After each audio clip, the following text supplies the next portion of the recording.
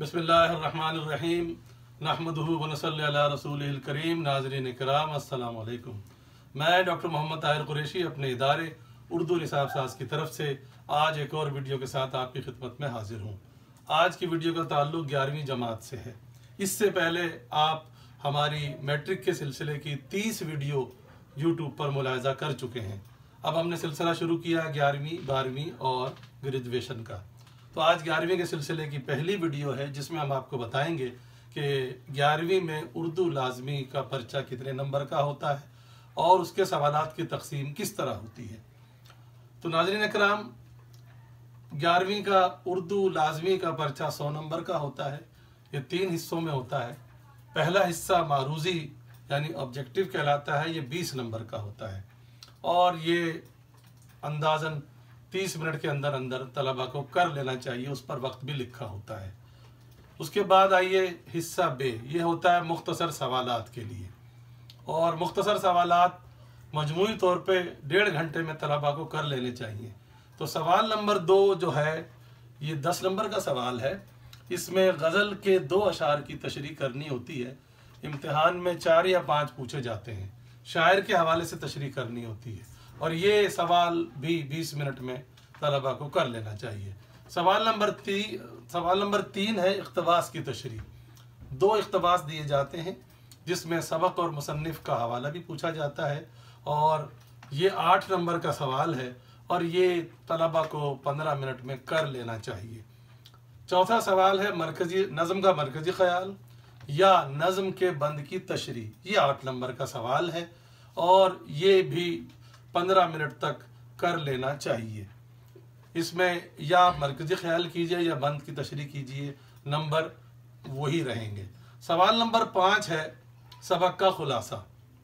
मुसन्निफ़ के तारुफ के साथ 3 या 2 पूछे जाते हैं, उनमें से एक करना होता है और सबक का खुलासा भी आपको 15 मिनट में कर लेना चाहिए। इसमें या 2 मश्की सवालात के जवाब भी लिखने होते हैं। या आप सबक का खुलासा कीजिए या 2 मश्की सवालात के जवाब लिखिए, नंबर वही हैं यानी 8 नंबर और वक्त भी तकरीबन वही है यानी 15 मिनट। सवाल नंबर 6 शेरी इस्तिलाहात मसलन काफ़िया, रदीफ, मतलब, वक्ता वगैरह, ये 4 में से 2 करनी होती हैं और ये 8 नंबर का सवाल है और ये लगभग 10 मिनट में आप लोगों को कर लेना चाहिए।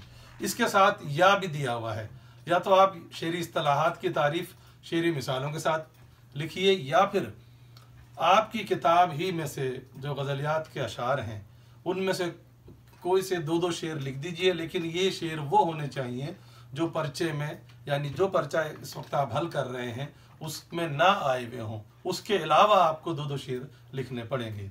ये सवाल नंबर 6 था। सवाल नंबर 7 मुहावरात का सवाल है। 4 मुहावरों के जुमले बनाने होते हैं। आमतौर पे 6 दिए जाते हैं और ये सब मुहावरात किताब ही में से लिए जाते हैं और ये ज़्यादा से ज़्यादा 10 मिनट का सवाल है।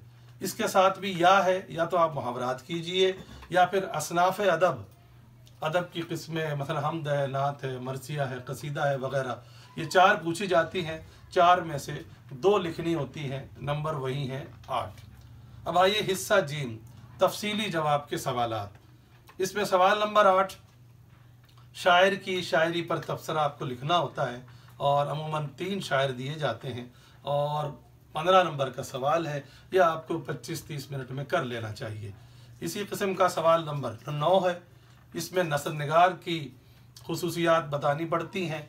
ये भी 3 दिए जाते हैं और आपको 1 करना होता है। ये भी आपको 25 मिनट में कर लेना चाहिए, लेकिन इसके साथ या भी है, या तो आप नसर निगारी पर तबसरा लिखें या जो मौजू उन्होंने दिया हुआ होता है मजमून का मौजू, वो आप उस पर एक तवील मजमून लिखें जिसके लिए आपको कम से कम आधा घंटा या 25 मिनट लगेगा। नंबर उसके भी 15 ही हैं। तो नाज़रीन किराम, ये थी 11वीं के सिलसिले की पहली वीडियो। इंशाअल्लाह इसके बाद सवालात के हिसाब से सवालवार वीडियो आपकी खिदमत में पेश की जाएंगी। हमें उम्मीद है कि आपको ये वीडियो पसंद आई होगी। अगर ऐसा है तो हमारे चैनल को सब्सक्राइब कीजिए, वीडियो को लाइक कीजिए। बहुत शुक्रिया।